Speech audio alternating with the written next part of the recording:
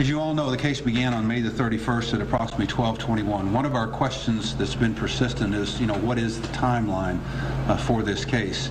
Again, we have verified that the last time that Naomi had a discussion with someone, it was speaking to a friend, and that was around 12:21 on May the 31st, which was last Wednesday. Naomi Jones is a little girl of the age of 12 and lives in Pensacola, Florida.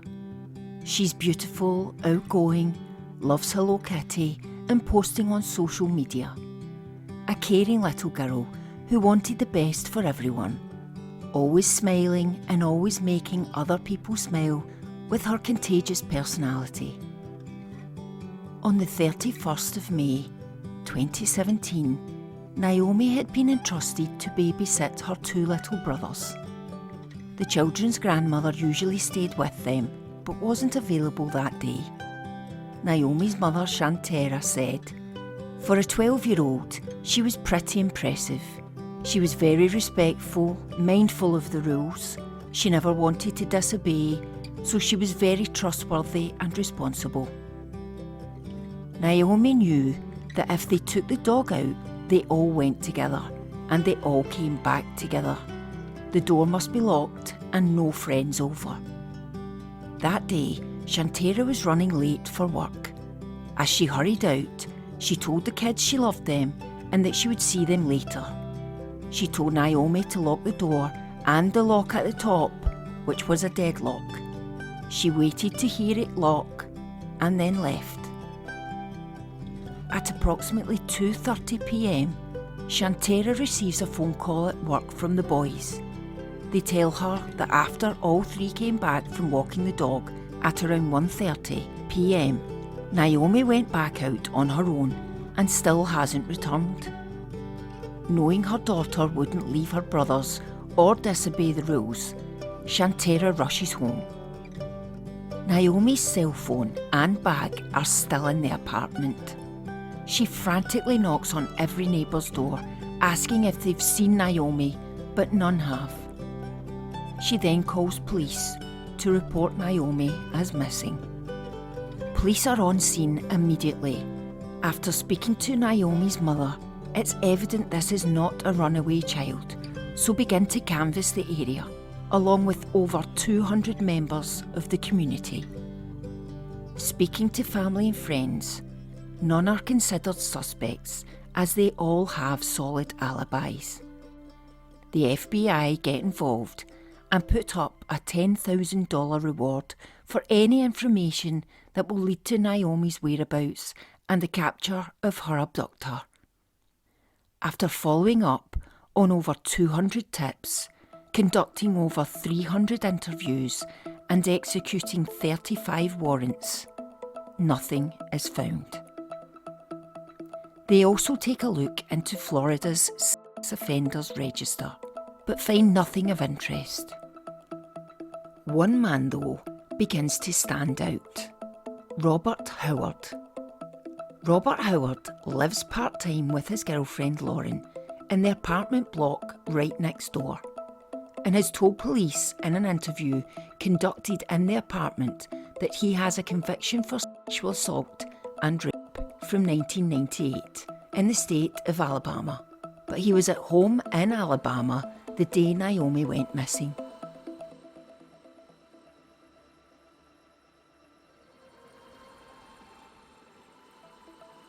On the 5th of June, 5 days after Naomi's disappearance, two fishermen find a body fitting Naomi's description. She is naked from the waist down and has duct tape with orange plastic stuck to her hair. It's now my sad duty to report to you and confirm that we have found Naomi. We found her this afternoon. The report came into my office just a little bit after 4 p.m. today that there was a body found off of Ashland and Detroit in 8 Mile Creek, which initially fit the description of Naomi. May myself proud. How what you talking about? You are.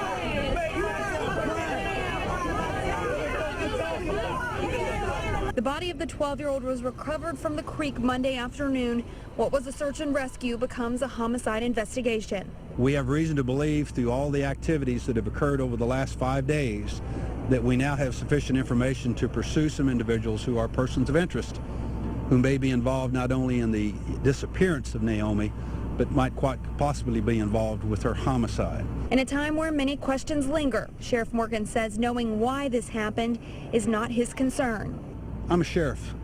I'm a law enforcement officer. I don't care why. You've killed one of my citizens. Okay? That's all I'm concerned with. I leave the whys to the psychologists and the scriptwriters. Okay? We want to solve this crime and bring to justice the person that took Naomi's life.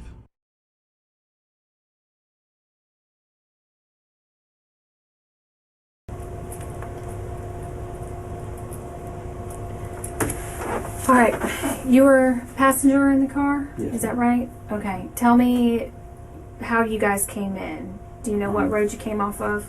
We came from, I want to say it's FourWaller. It's the one up from the church, because we were headed towards Pine Forest Road on Detroit. So you were on Detroit, and then... we made the left onto Ashland. Okay. Because I know a bunch of shavers, constructionists right there. They just finished that bridge. Me and Bo, Robert, we love to go fishing. We do a lot of riding around, so we stop at little watering holes all the time. And they finished that one. He pulled up kind of close to the bridge and was like, you know, how deep does it look? What's it look like? So I said, well, hold on, you know.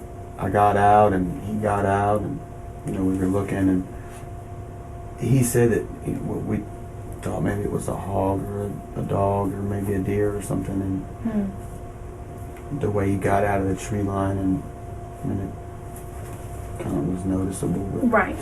And then we called 911, but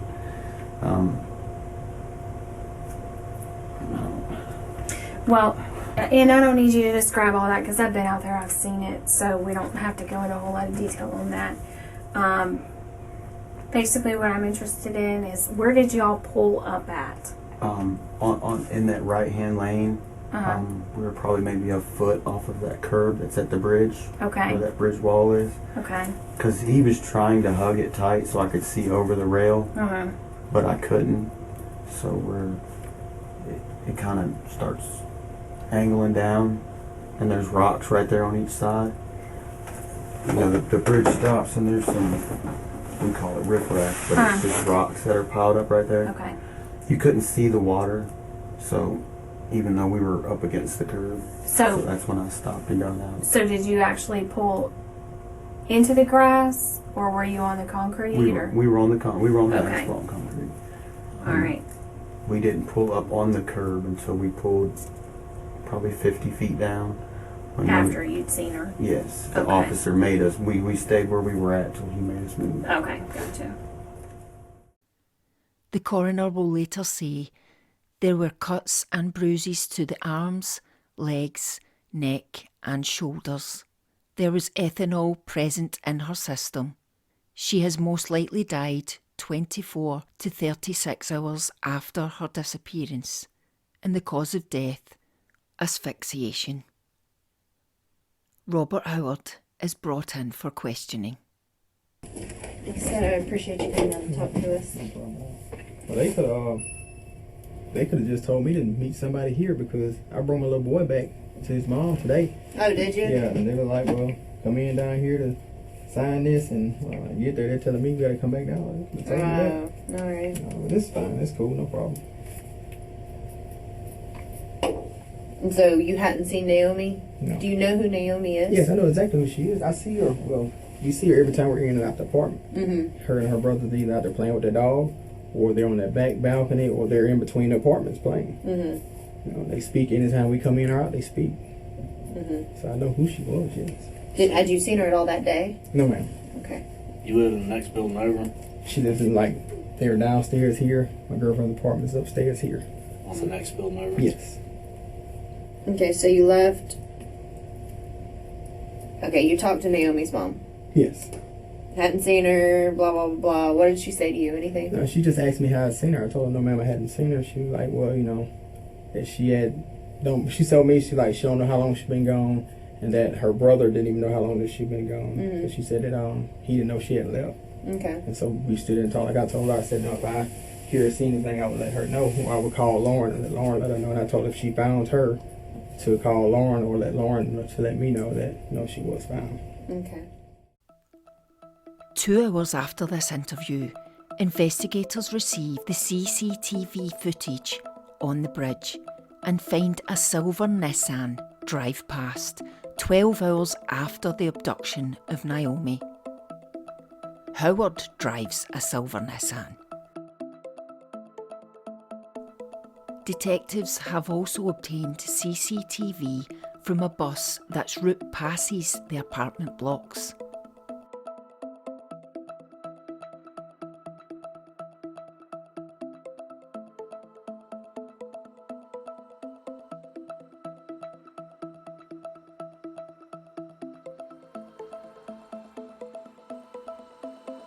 He's brought back in. Mr. Howard, right? Okay. I'm investigator work. Okay. We're investigating that missing girl from the apartment complex.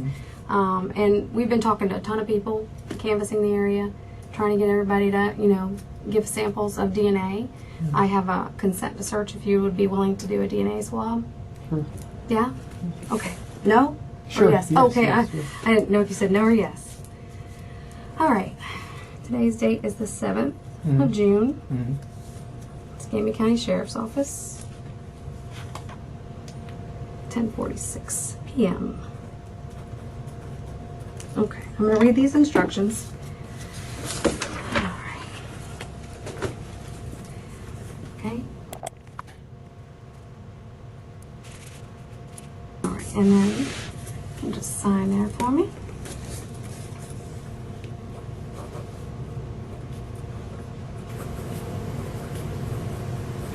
And I'll have them come take that handcuff off. You're not under arrest at all, so I'll have them take that off. When I pulled up, they surrounded me. I'm like, they said you need to talk. All this to talk. Okay. I mean, Yeah, I just came here a few hours ago. I'm gonna have that taken off. Okay. I didn't realize you were even handcuffed over there, but you're not under arrest. Okay. Okay. All right, buddy. Got any questions for me? All right, let's stand right there against the wall. I'm gonna take 3 photos. All right. Okay. Gonna do overall. Mid. And close. All right, buddy. Thank you. Thank you. You're welcome, man. I'll be right back. Okay. All right. This investigator Infinger, or Agent Infinger, used to work here. But no, How you doing? Good. How you doing? What's your name? Robert. Robert, I'm Matt. Okay. All right.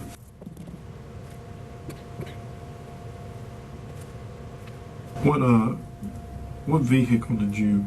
I always drive my vehicle to work. Which one? The Nissan Altima. Okay.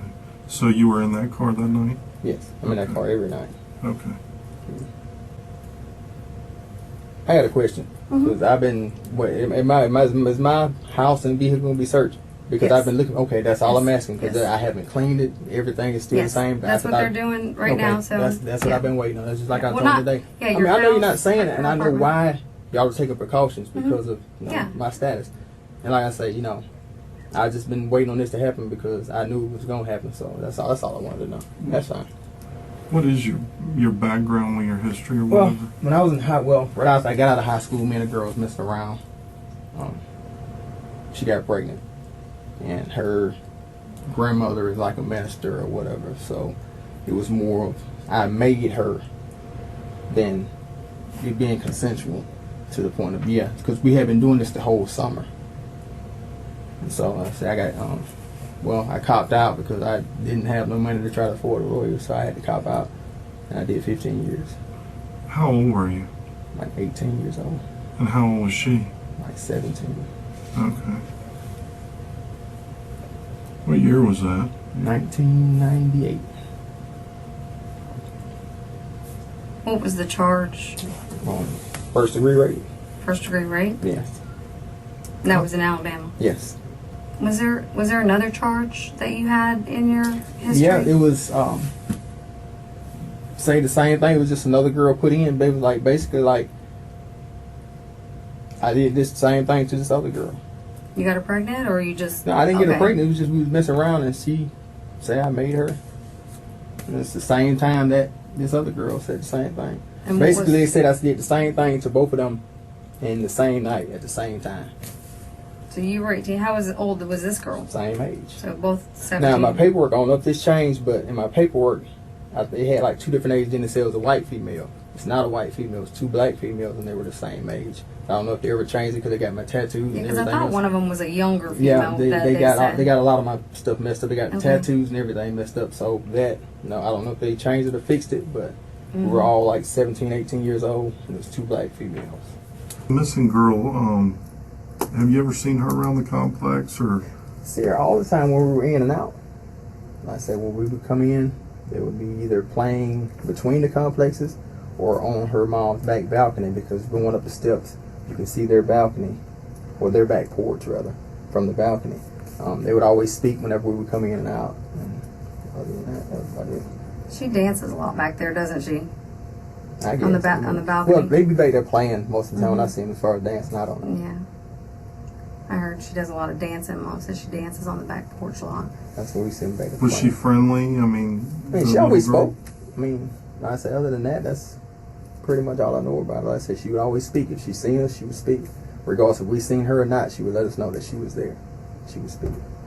I gotcha. Did she ever come over to y'all's apartment or anything? She's never been to our apartment. So We've never been to Lauren's. If she has, she's been there when I wasn't there. And if I'm not mistaken, I think Lauren told me one day that they missed the bus and they came and used her phone to call their mom and let her know they missed the bus. Other than that, that's all I know about them being there. Okay. So she's never been in Lauren's apartment other than just Not when I at was the door? there. Not when I was there. Okay. No. What about, have they ever been in your cars? No. Either one of your cars? No.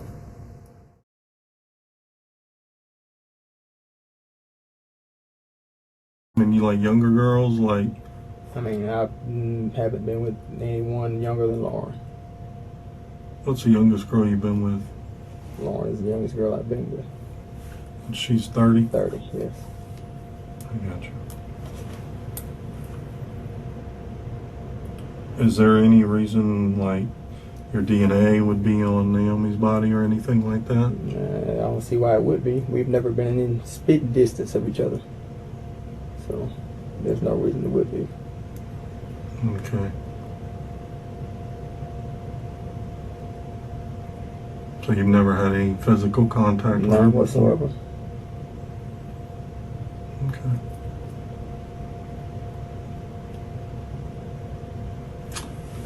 What if I were to tell you that your car was in the area where her body was found that night? No, that's impossible. Why? Because it could have been. Why? Tell me why. Because when I have my car, it's either at work. When I leave work, I come straight back to Johnson Avenue, Lauren's apartment. Did anybody else have your car that night? No one ever has my car. So you don't know, does Lauren ever drive your car? She has a few times, but it's been a little while since she drove my car. Okay. I'm just gonna be honest with you. What time did you pick Naomi up? I never picked Naomi up. Just being honest with you. You sure about that? I'm positive.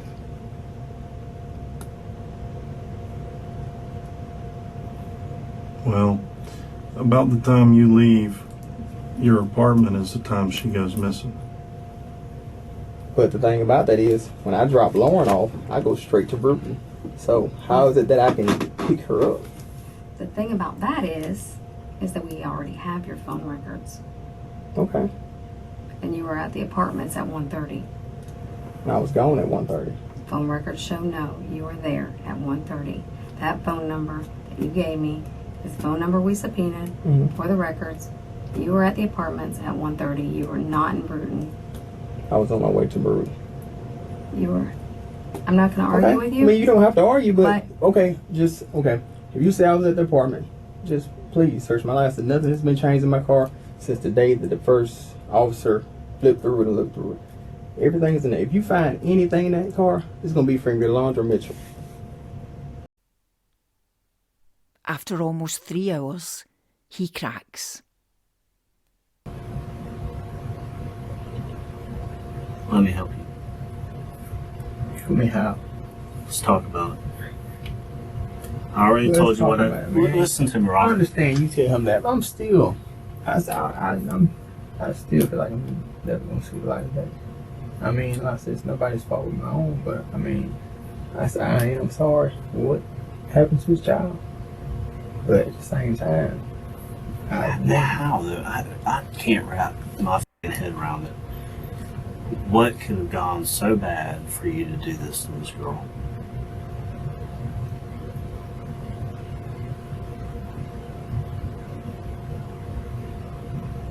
did they find the candy in her mouth? Yes. They found the candy in her mouth. Yes. What was it? It was candy. What kind of candy? I have no idea. I just know she was eating candy. Okay. You know.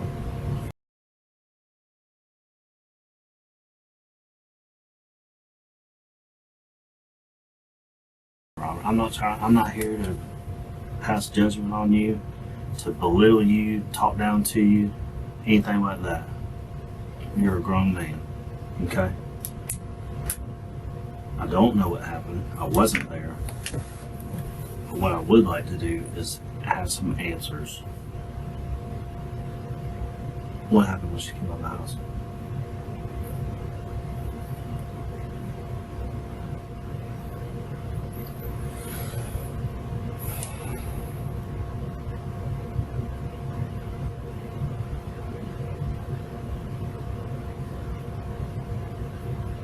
Were you outside when they were walking the dog? No. You just happened to see her coming back outside? I was already outside. You were? Where were you at? And it just came down the steps.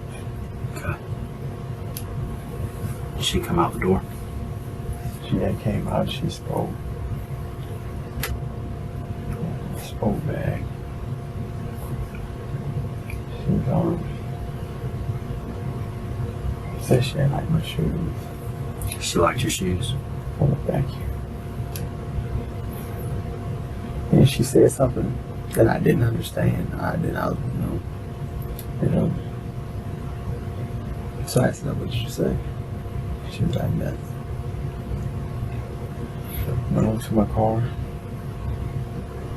Got 2 Powerades out of my trunk. She went in the hospital and went for weather.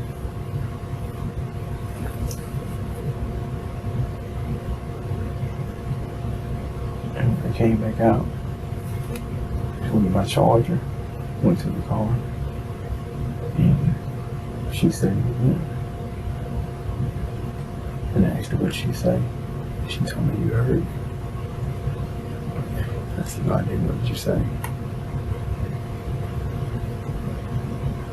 And she was like, well, where's Lauren? I said, Lauren's at work. She said, can I come in with you? And I told her no, because she couldn't come in.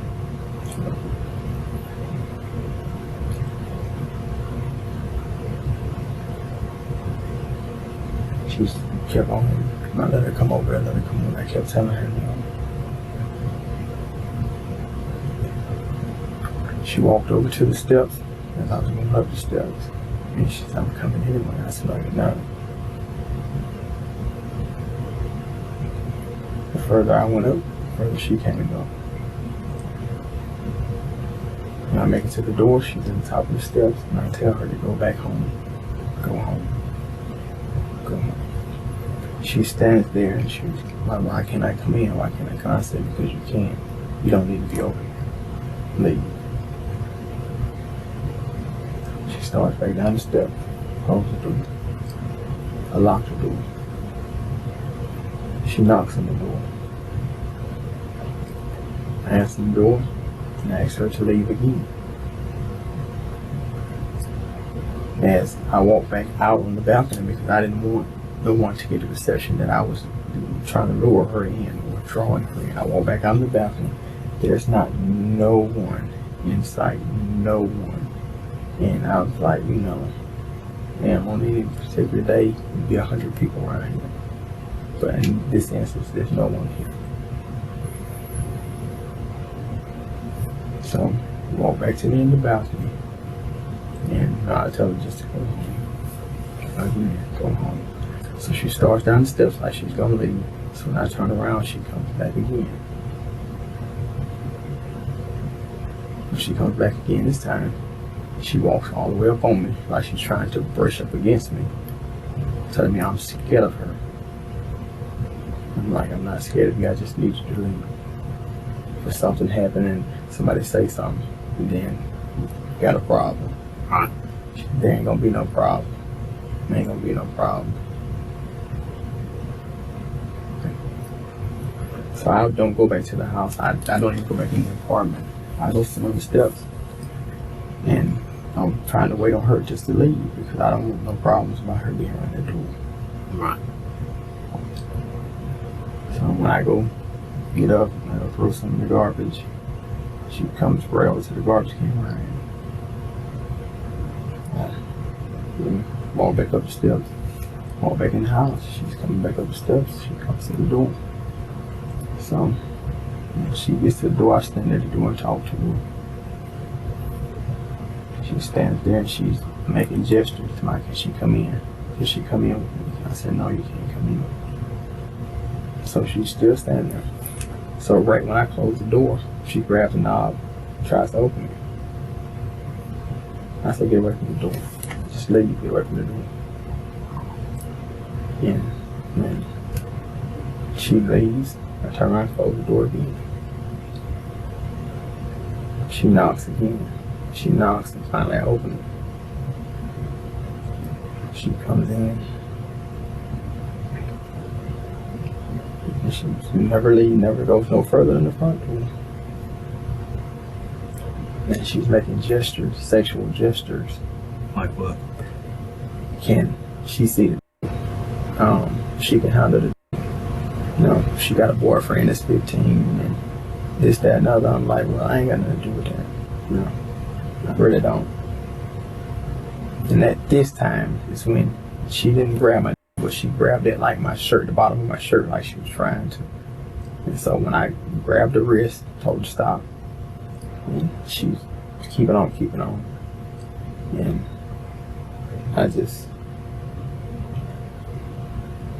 I really didn't mean for things to go where they did. I didn't try to hurt the child, but before I realized I had choked her out. How? Just around the neck? Around the neck. I choked her out around the neck. And I said I didn't really mean for it to happen. I didn't mean to do it. I heard when she was found. That's why I said I would really like for them to take a DNA test because they said when she was found, she didn't have on no bottom. She was fully dressed. She was fully dressed. I never took any of her clothes off. I never took anything anywhere. She was fully dressed.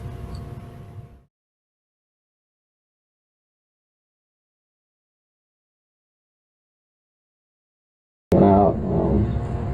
I thought she was had just blacked out, but I had choked her pretty good. You throw it over the rail or around the side? Over the rail. She's in your back seat. She's back there in my back seat here.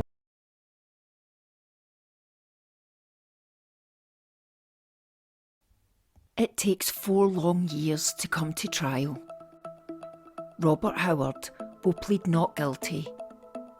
The defence will argue his confession was coerced from him, but after the judge watches all the interrogation videos, coercion is dismissed and the trial proceeds.